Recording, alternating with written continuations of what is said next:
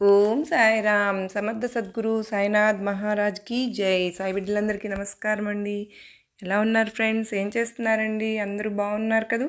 మన సాయినాథన్ దయ వల్ల అందరూ బాగున్నారని, బాగుండాలని మనస్ఫూర్తిగా బాబా వారిని కోరుకుంటూ, ఆ సాయినాథుని కృప కరుణ కటాక్షములు మనందరిపైన నిండుగా మెండుగా ఉండాలని మనస్ఫూర్తిగా బాబా వారిని వేడుకుంటూ ఈరోజు వీడియో స్టార్ట్ చేస్తూ ఉన్నాను. బాబావారు ఈరోజు ఏమి సందేశం ఇవ్వబోతూ ఉన్నారో తప్పకుండా తెలుసుకుందాం ఫ్రెండ్స్. అంతకంటే ముందుగా మొదటగా కనుక మన ఛానల్ని ఫాలో అవుతున్నట్లయితే ప్లీజ్ సబ్స్క్రైబ్ చేసుకోండి. అలాగే మీకు వీడియో నచ్చినట్లయితే చిన్న లైక్ ఇచ్చి సపోర్ట్ చేయండి. మరి బాబావారు ఏం సందేశం ఇవ్వబోతున్నారో తెలుసుకుందామా? బిడ్డ, ఎంతో సంతోషంగా నా ఆలయానికి వచ్చి, బాబా నీ వల్లే నేను ఎంత సంతోషంగా ఉన్నాను అని చెప్తావు అని చెప్పి నేను కూడా ఎదురు చూస్తూ ఉన్నానమ్మా. ఆ రోజు రానే వచ్చింది. నీవు సంతోషంగా ఉన్నావు కదూ? ఇప్పుడు అంత సంతోషంగా పిల్లా పాపలతో చక్కగా వర్ధిల్లండి అని బాబావారు దీవిస్తూ ఉన్నారు ఫ్రెండ్స్. బాబావారికి కూడా అలా సంతోషంగా సాయి పదంలో ఎదుగుతూ ఉంటే ఎంతో సంతోషంగా చూస్తూ ఉన్నారు. బాబావారు పిల్లలుని యువతరానికి ఎక్కువగా సాయి స్ఫూర్తి. యువతే కదండి ఏ దేశానికైనా జాతికైనా భవిష్యత్తు వాళ్లే కదా. బాబావారు కూడా వాళ్ళకే అంటూ ఉంటారు, యువత కరెక్ట్గా మంచి మార్గంలో నడుచుకుంటే నేటి తరం వారు మిగతా అదంతా మంచిగా జరుగుతుంది అని చెప్పి.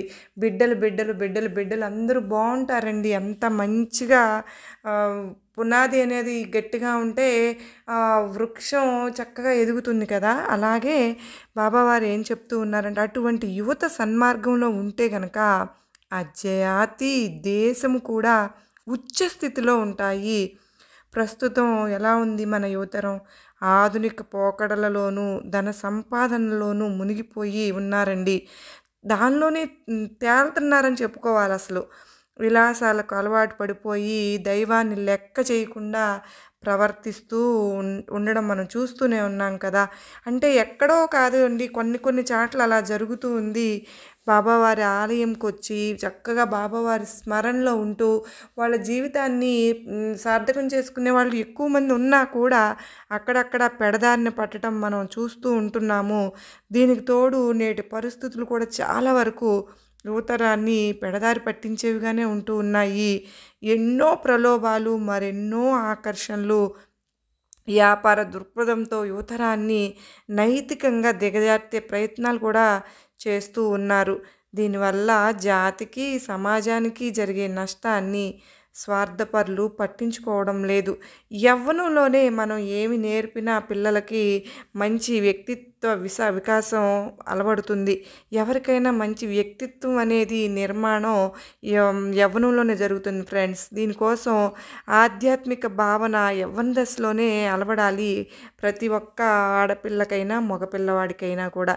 ఒకళ్ళు అలా ఉండడం, ఇంకొకళ్ళు అలా కాదండి. ఇద్దరూ సరిగ్గా ఉంటేనే, రెండు చేతులు కలిస్తేనే కదా మంచి ఇది సాగేది. ఎవరికైనా మంచి వ్యక్తిత్వ నిర్మాణం కూడా జరుగుతుంది. దీనివల్ల ఆధ్యాత్మిక భావన యవ్వన దశలో అలవడిందంటే, ఆధ్యాత్మిక అంటే భౌతిక ప్రపంచాన్ని భోగభాగ్యాలను వదలమని కాదు, అది చేసుకుంటూనే చక్కగా వారి కార్యకలాపాలను వాళ్ళ జీవితానికి లాభం చేకూర్చేవిగా ఉంచుకుంటూనే అసలు ఆచరణ కూడా సాధ్యమైన సాయినాథుని తత్వాన్ని కూడా పాటిస్తూ ఉంటే చాలు.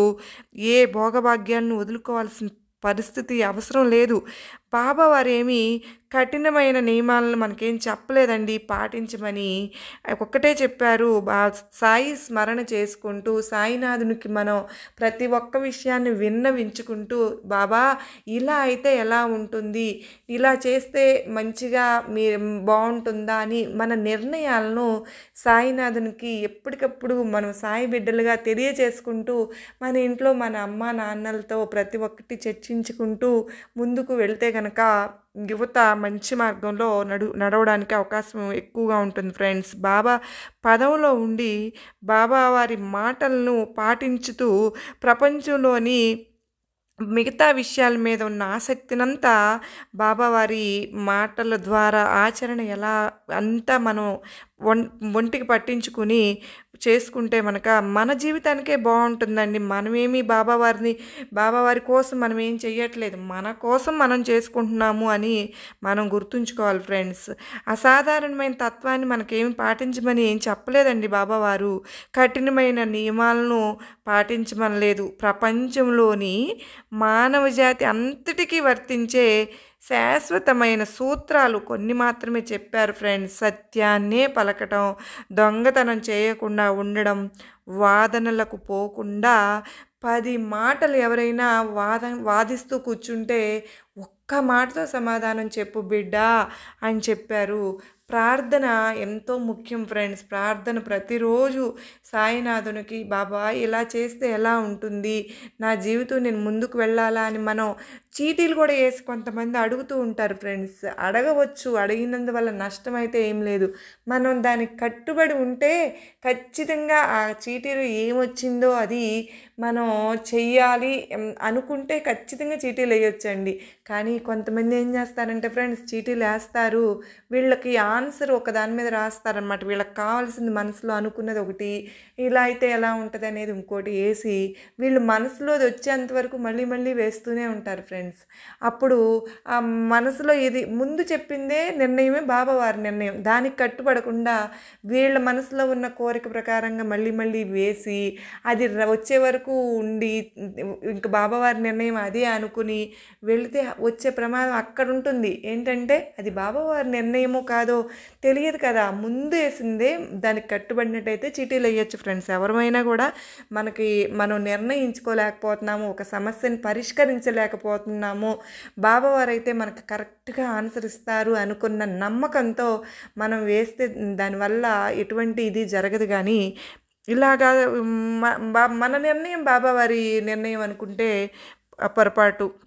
సత్యాన్ని పలుకుతూ ఎప్పుడు అన్ని ప్రాణులపైన దయ, పరులకు ఎవరినైనా సరే నిందించకుండా ఉండడము, మనం చేసే పనిలో ఎప్పుడైతే శ్రద్ధ, మనం పని పూర్తయ్యే వరకు కూడా ఓర్పు కలిగి ఉంటూ, మనం మతంతో ప్రమేయమే అవసరం లేదండి. మనుషులందరికీ సహాయం చేయొచ్చు. వాళ్ళు ఎవరైనా సరే, ఏ మతం వారు ఏంటి, ఏ భాష అని మనకేం అవసరం లేదు. మనం చేయాలనుకున్నది ఏంటి, మనకు ఆపదలో ఉన్నవారిని కొంచెం ఒక మాట సాయము, అది చేయడం వల్ల ఏమవుతుంది, వాళ్ళకి ఎంతో ధైర్యాన్ని అది కూడా బాబావారి సేవే కదా ఫ్రెండ్స్. మన పనులు మనం రోజు నిర్వర్తించుకునే కార్యక్రమాలు చేసుకుంటేనే ఇటువంటి చిన్న చిన్న పనులు బాబావారికి ఎంతో సంతోషపడతారండి. బాబావారు మనం చేసే పనులు ప్రతిదీ గమనిస్తూ ఉంటారు. సాయినాథుడు నా బిడ్డ ఎంత చక్కగా ఎదుగుతున్నాడు అని చెప్పి ఎంతగానో పొంగిపోతారండి. మనం కనుక మన పిల్లలు మనం చెప్పిన మాటని, మన మాట జవదాటకుండా మనం చెప్పిన మాటకై వేచి చూసి మనం చెప్పినట్లు నడుచుకుంటే మనం ఎంతలా పొంగిపోతామండి.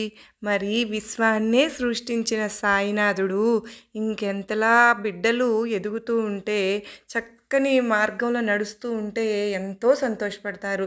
బిడ్డలు కొంచెం ఈ దారి తప్పుతూ ఉంటే వాళ్ళ మీద ఇంకెక్కువ ప్రేమ ఉంటుంది ఫ్రెండ్స్. బాబావారికి చక్కగా సరిగ్గా మంచిగా మార్గంలో ఎదుగుతూ ఉన్న పిల్లల కంటే కూడా ఎవరైతే చెయ్యకూడని పనులు చేస్తూ ఉంటారో వాళ్ళ మీద ఎక్కువ కేంద్రీకరించి వాళ్ళని మంచిలో మార్గంలో నడపడానికి బాబావారు ఎప్పుడు కృషి చేస్తూ ఉంటారండి.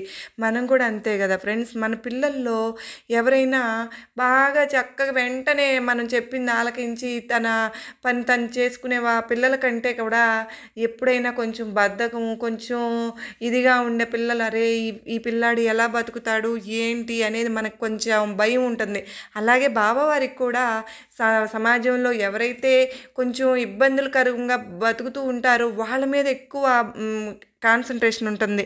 అట్లాగే మనం కూడా బాబావారు ఎలా సంతోషపడతారో, మనం ఏ పని చేస్తే సంతోషపడతారో ఆ పనులు చేస్తూ ఇవి పాటిస్తూ లౌకిక ప్రపంచంలో మనకు కూడానండి ఇలాగ నడుస్తూ ఉంటే విజయం లభిస్తుంది ఫ్రెండ్స్. నిజానికి ఆధ్యాత్మిక ప్రగతికి కావలసింది కూడా ఇవే. అందుకే నేటి యువతరానికి కావలసినది సాయి స్ఫూర్తి అని బాబావారు ఈరోజు సాయి స్ఫూర్తిలో సాయి సందేశంగా మనకు తెలియజేసిన విషయం. మీకు ఈ విషయం ఎలా అనిపించింది? మంచిగా అనిపించింది కదూ.